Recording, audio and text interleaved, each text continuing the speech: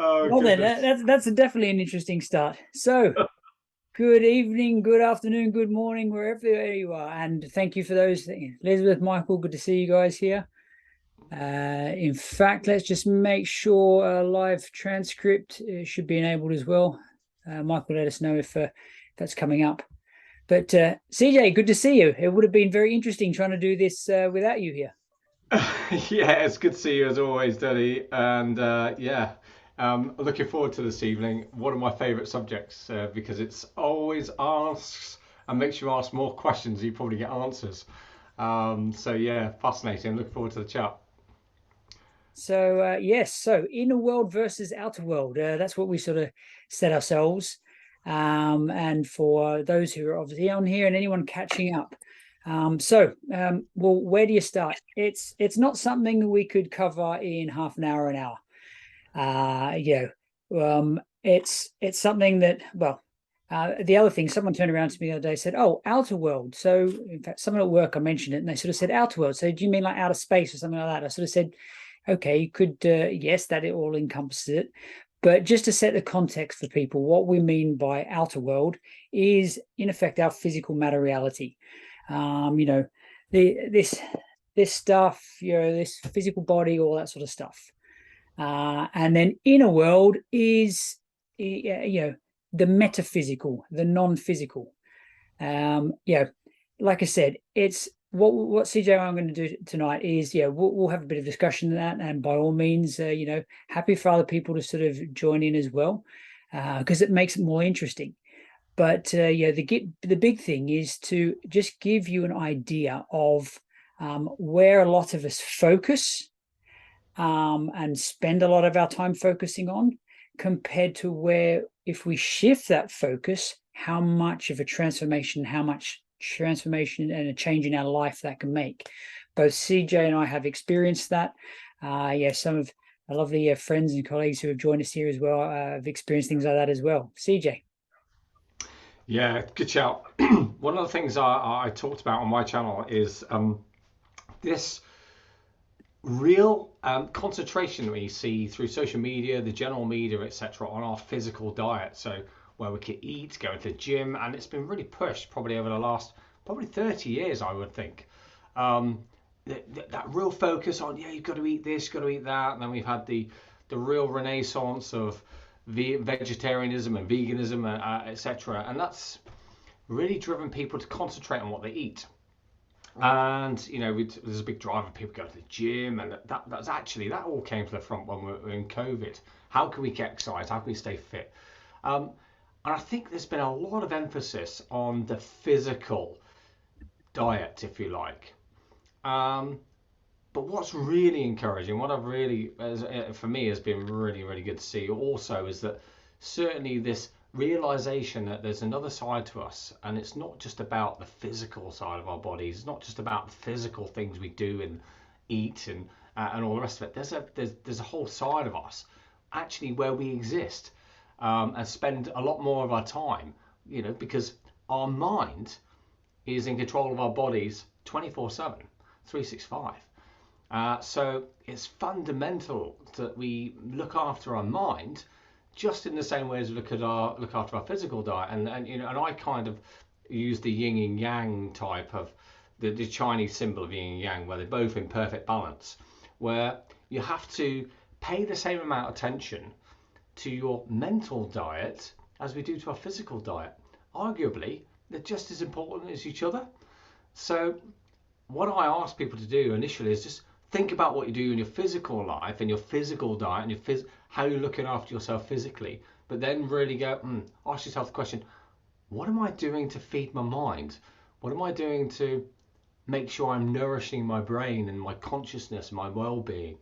Um, and I think we're driven in a world which is full of information, technology, deadlines, etc., where everything's so fast paced these days because we're all so connected all the time that we can sometimes forget that there is an inner world as well as our outer world. And that's kind of where me and Sean are going this evening, is to talk about getting the balance right and truly how you really are in charge of some of the stuff that goes on in the outer world, and it can make a massive difference. You can make a massive difference to what goes on in your outer world and your physical matter reality just by looking after and nourishing those brain cells and your consciousness and your well-being. Yeah, fascinating. I like the thing is that yeah, be concerned not about the diet of what you eat, but the diet of the words that you feed your mind. Yeah. And I think that's a big thing, because it is very easy, and I'm sure we've all been there, is when you get into situations and that where the pressure's on, and and stress, you become stressful, and that. And a side note of that, all stress is the outside world, the outer world, the pictures of what you perceive that should be, not fitting the pictures you have up here. But when we get into that high stress environment, and we get in that high stress situation, all of a sudden, we have fight or flight, the emotions, the anxiety, and that, the adrenaline builds up, and our gaze, we all of a sudden focus in on what we perceive to be the threat. But often it's not like, go back through evolution. It's not like a threat of something that's going to kill and eat us or something like that. It's in today's modern world with information overload and everything like that. That threat is often an email we haven't responded to, or a lot of emails that we haven't even responded to in an inbox. It can be things like that. And yet we have such a dramatic reaction to that. And yet again, that they're all things in our outer world. And our response, and the reason we're getting worked up about that, is because of how we've perceived them in our inner world. And the big thing with this is, and it's, CJ and I have both been, we've both we've been in that place. I'm sure everyone has been. But once you start to shift that perspective and prioritize, we still live in a physical world, so you can't meditate on checks in the mail or something like that and just sort of sit there and think everything's just going to work out great. We take part in the physical and the non-physical. But when you start to shift the focus a bit, lower the importance of things and empower them for exactly what they are. Don't raise the importance of something more than it should be. All of a sudden, that perspective can change. Now, CJ, thoughts on that before we sort of go a little bit deeper, and we don't want to bamboozle people too much too soon.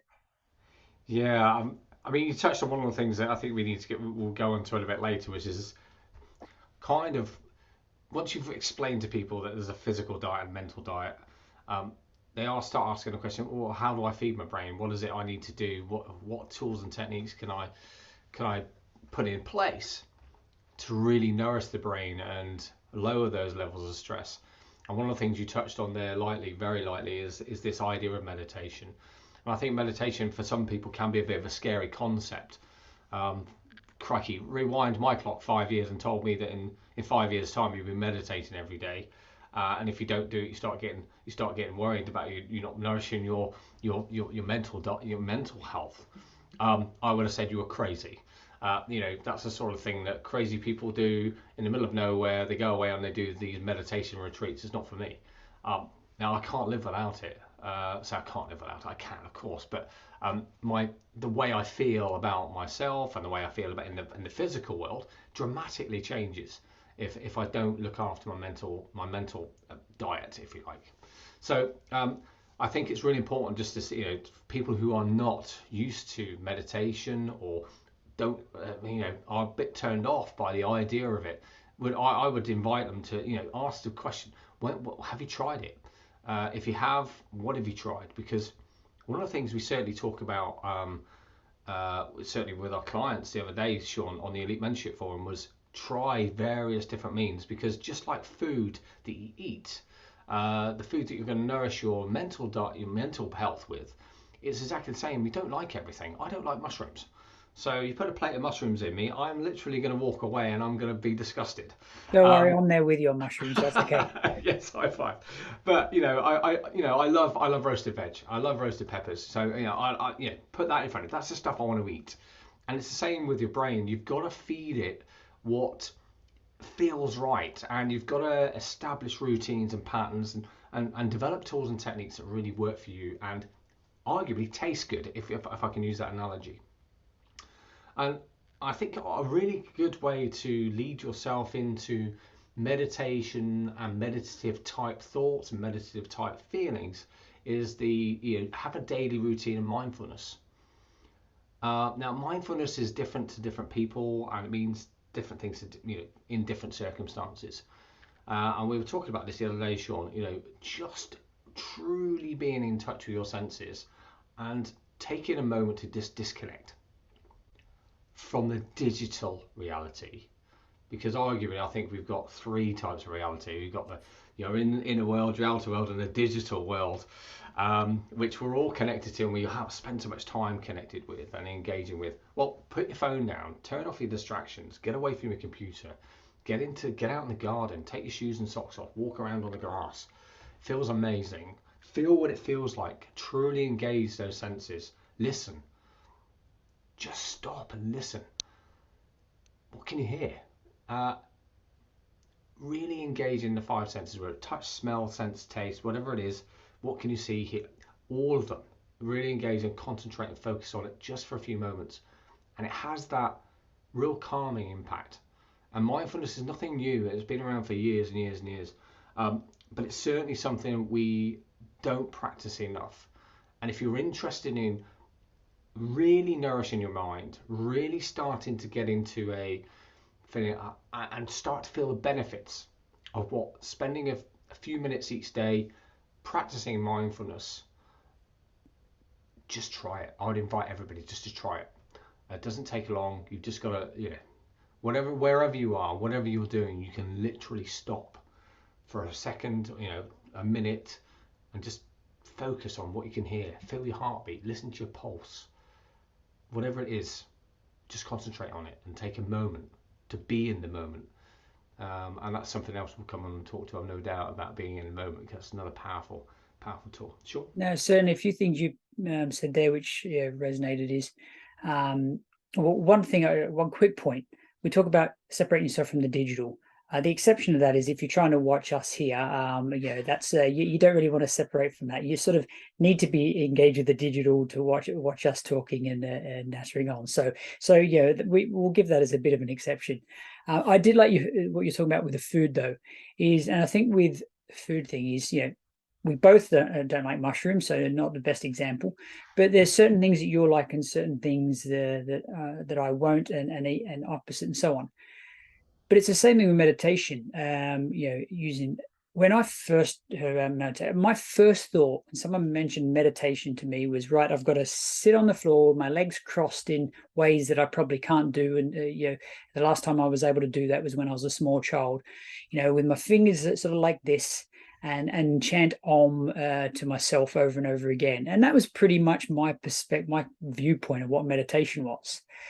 But then I started, went through personal transformation journey and things like that, and started meditating and things like that. I started to realize that, okay, no, it's like there's a whole different selection of different foods out there, all different flavors and creations, and you can mix and match them to make even far more tastier different foods than that. It's the same sort of thing with meditation.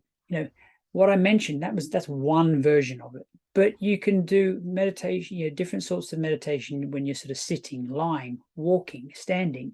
You can do guided meditations where someone's sort of taking you on a journey. You can do just sitting there peacefully or standing there peacefully, and starting off from a mindfulness perspective, bringing you into the now, just sitting there or standing there, listening to your breath, concentrating on your heartbeat, and then ultimately looking to get us to a state which is Tom Campbell, one of our sort of mentors, and that we call it single point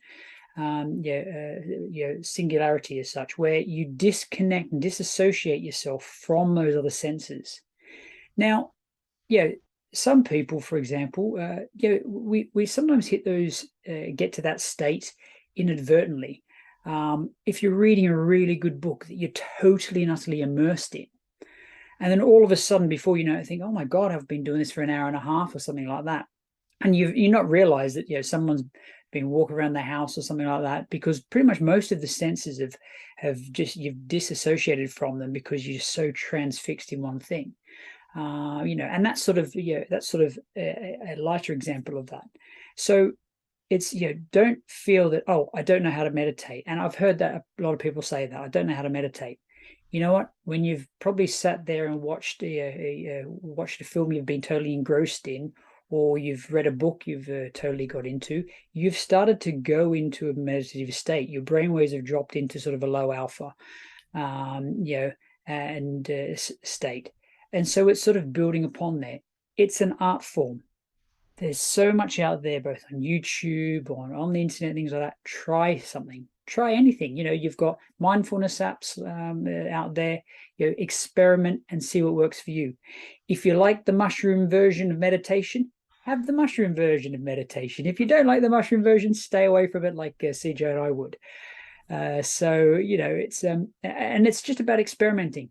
Don't take our word for it. Yeah, don't listen to us. Do it for yourself. Experience it yourself and see what works for you. And whatever works for you is what you then continue on doing. Yeah, some great points in there.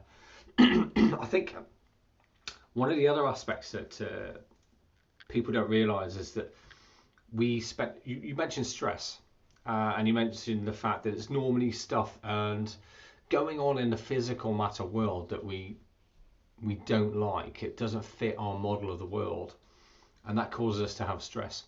Now, of course, the practice of mindfulness and the practice of meditation, actually, it allows you to, once you get used to getting into a restful state and lowering the brain waves, you can actually set an intention. And what you're doing by setting that intention is you're sending a very, very powerful message. You're vibrating in a different way. You will start to feel different physically. So the way you are manifesting and showing up in your inner world, in your meditative process, in your mindfulness moments, that starts to radiate and that starts to gain momentum physically. So physiologically, you do start to change, and you will start to feel better. And that will enable you to make better decisions. You'll be more focused at work or focused at home. Whatever it is you're doing, you'll just show up as a better version of yourself. So what? Well, that means that actually the things in our physical matter world, start to change also. So by engaging the mental muscle and working and practicing, it's just like going to the gym. You don't go to the gym and instantly get big biceps. You've got to work in it. Unfortunately, you've got to go to the gym, you've got to do repetitions, you've got to keep lifting the weights, you've got to lift heavier weights, and eventually you get fit and you get stronger. Exactly the same applies to mental muscles. So as you develop the mindfulness practices, as you develop the flavor of meditation that actually works for you, and you start increasing the amount of time that you enjoy your meditation, then so does your physical world start to change, and you will show up differently, and people will start to notice the difference in you. You'll notice it yourself, but normally it's somebody else, someone close to you, will actually notice that you're not the same person as I was talking to a few months ago. What's going on? And I'll start asking you questions, and that's obviously when you can share and spread the love, and hopefully you can take someone else on their journey. But it's amazing how many people complain about what's going on in the physical world, and then you say, well, what are you doing about it? Silence. And like, well, come on, there's something you can do about it. It's really simple. It only takes, and you can have a conversation with somebody. Because one of my favourite sayings, and I love it, Sean's sick to death of it, is if you keep doing what you've always done, you're always going to get what you've always got. So I love it. It's my mantra, and this is what we're talking about. We're inviting everybody to just try mindfulness, try out the meditation, look it up, read about it, but give it a go. See what an impact it can have on you, and then once you practice it a bit, see if you can set an intention, make something manifest in your physical matter reality, because that's the power of this thing. This is not woo-woo magic. This is not sort of crazy shaman stuff. We're not a member of cult or some, this is no secret. You can change your destiny. You can change what happens in your life, and you can change the way you show up and be a better version of yourself. And it's just the start of it comes from paying attention to your mental diet. I'm just thinking that maybe sort of people need a bit of context, a bit more context, just to say, well, hang on, where are these two coming from? What are they on about? When you're sort of saying about how we can influence and change our physical matter reality, is I think of things like, if you that which you give energy to, you energize; that which you give neutrality to, you neutralize. If you're constantly given energy and thinking about the bad things, the negative things, and things like that, that's what you're gonna find and see and reinforce in your life. But if you give that neutrality, and shift the focus and the energy on what is great about your life, what is working. I woke up this morning. What a fantastic start to the day. If I didn't, well, I wouldn't have known any better. So yeah, there you go. I have an abundance of air that I'm breathing now. And if that stopped, well, guess what? Things wouldn't last long either. So, but it's all those things you can be grateful for. But when you shift that focus and change that perspective, you will start to notice all the good things. Then all of a sudden, oh wow, doesn't life seem a lot better? Because the other crap's still happening. It's still going on. You still got all those emails and all that sort of stuff, but all of a sudden you're not giving that energy, as much energy. You're still doing what you need to do to get through them. But all of a sudden you're thinking, you know what? I woke up this morning. You know what? Someone made me a brew at work. Wasn't that nice of them? You're focusing on those things. I think the other thing as well, and don't want to totally bamboozle people in that, and but if you look at the importance we give to the physical world and all that sort of stuff, if you look at an atom, the actual physical matter reality of that accounts for 0.0000001%. And the 99.99999% is the metaphysical, empty space, potentiality, possibility. So, and to exemplify that, and something that a few of us have learned in that, is if you took every single human being on this earth, took all of the space, 99.9999% empty space, out, and we're only left with the matter, everyone would fit into the size of a sugar cube.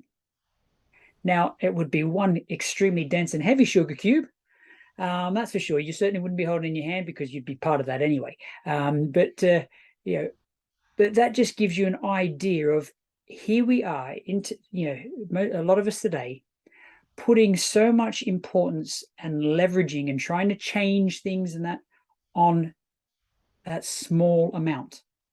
Just imagine the possibilities if you switch focus and try and leverage the 99.99999%. Imagine what you can achieve. Now, in my case, I've spent good 41 odd years totally focusing on that small percentage. Things don't happen overnight. And as CJ, as you said, you don't walk in the gym, lift a couple of weights and walk out as Arnold Schwarzenegger, an ode to Arnold Schwarzenegger. That it takes time. But just like if you go into a gym and use that analogy, you start lifting the weights, you will then start to notice that things will change. You then start to, and that helps reinforce things. You think, oh wow, okay, I know that if I don't get up and do a morning routine and do a meditation, that I know the day is not going to work out as well and as smooth as the other days when I do. And then I'll look at the end of the day and I'll say, oh, a bit of a rubbish day, was it? Oh yes, I didn't prioritize this morning, did I? I missed out, something happened. Now I know why. But I just thought people are probably thinking, what? Sugar cube? Yeah. But I thought that something powerful like that, people need to have that awareness to just get an idea of, okay, let's shift that focus a bit and see how much leverage we can gain over influencing and changing our lives for the better. Yeah. I mean, wow, how do you follow that? It's when you see the whole mechanics of the way we view things. There are some really great stuff on YouTube where you can really challenge the whole model of what we've been taught. in school for probably the last 100 years. Um, it's amazing what you can find. I mean, YouTube. I mean, I told you to disconnect from the digital, but you could get lost in YouTube for days. But there's some great stuff out there in terms of it. One of the things to look up if you want to really challenge your mind and put yourself into a headspin is the double slit experiment. Feel free to Google that, and that will certainly challenge your view on the way the physical materiality is built up. And as Sean said, and I'm going to quote one of my favorite mentor, Peter Sage, who says there is way more nothing than there is something, which is absolutely true. And what the double slit experiment is kind of demonstrates that in a very real scientific 21st century way, which may lead some of you to ask a few more questions, which me and Sean may cover in another discussion on a Thursday. But yeah, tonight really is about, what are you feeding your mind? And I do keep talking about digital media. Be sure to ask myself and Sean, when was the last time you watched the news, for example? It's about surrounding yourself with positive information rather than negativity. And if you read any newspaper for more than a couple of days, you'll realize if you just do the analysis on what's being fed to you, most of it is negative. You don't see much good news these days.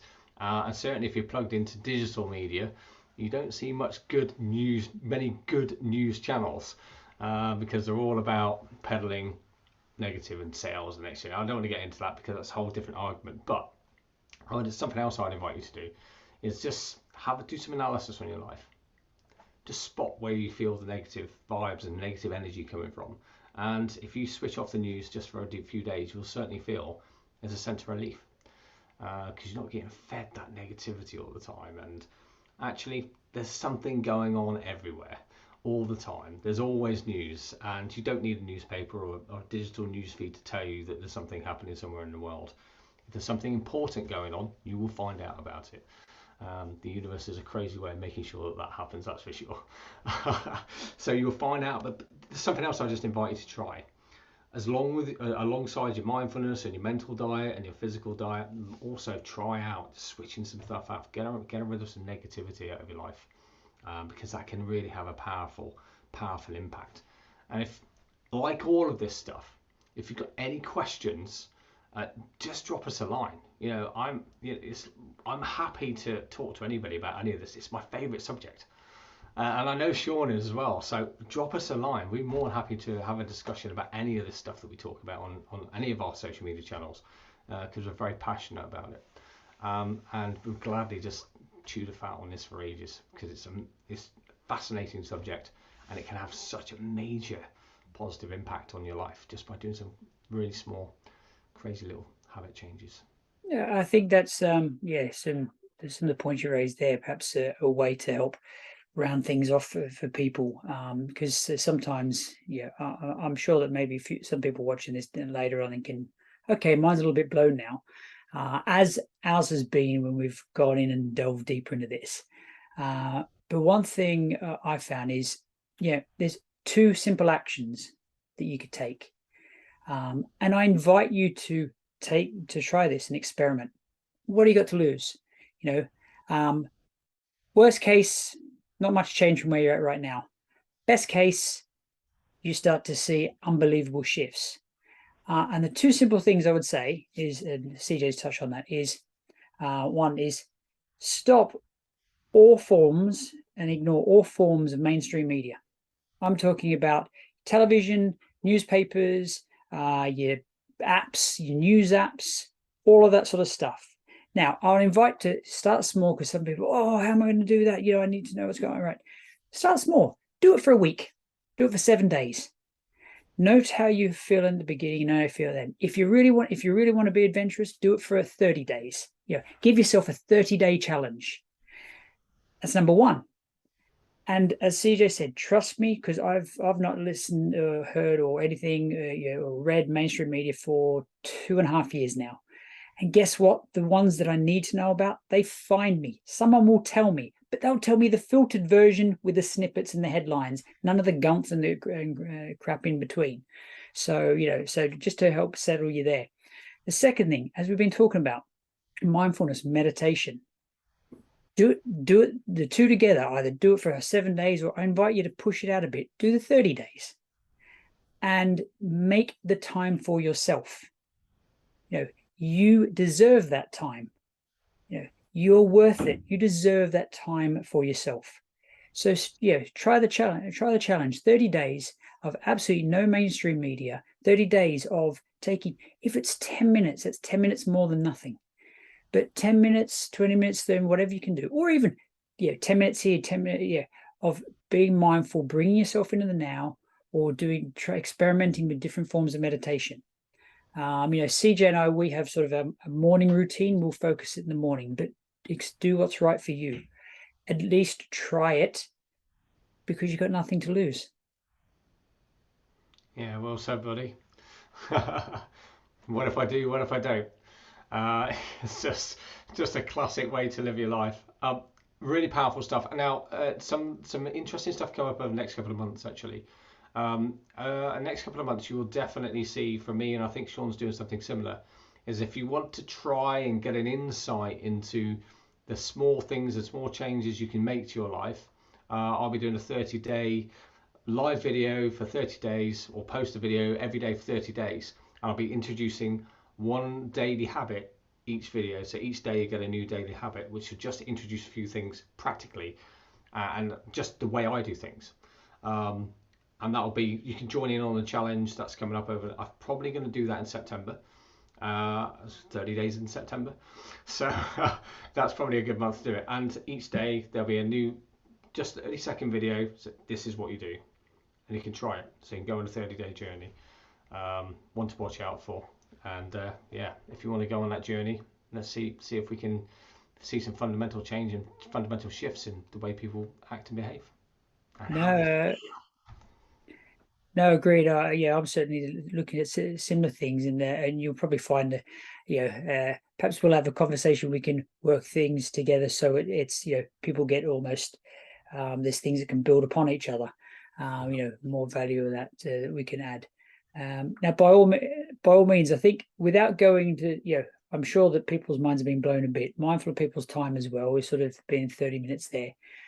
So we don't want to take too much of your time looking and focusing on this digital media. For those people who kind of join us, we do open the floor. If you by all means want to say, have a say or give your own viewpoints on things, please feel free to do so. No pressure. You don't have to. But you are very welcome to if you wish. So I'll give you a moment to see if anyone would like to or not.